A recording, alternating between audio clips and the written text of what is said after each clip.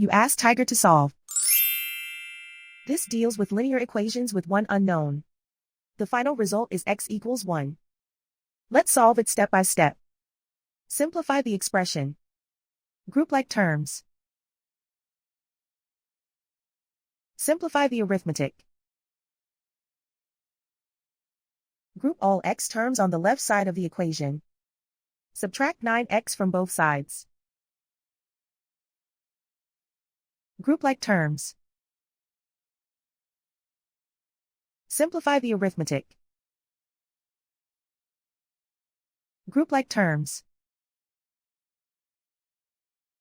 Simplify the arithmetic. Group all constants on the right side of the equation. Subtract 15 from both sides. Simplify the arithmetic.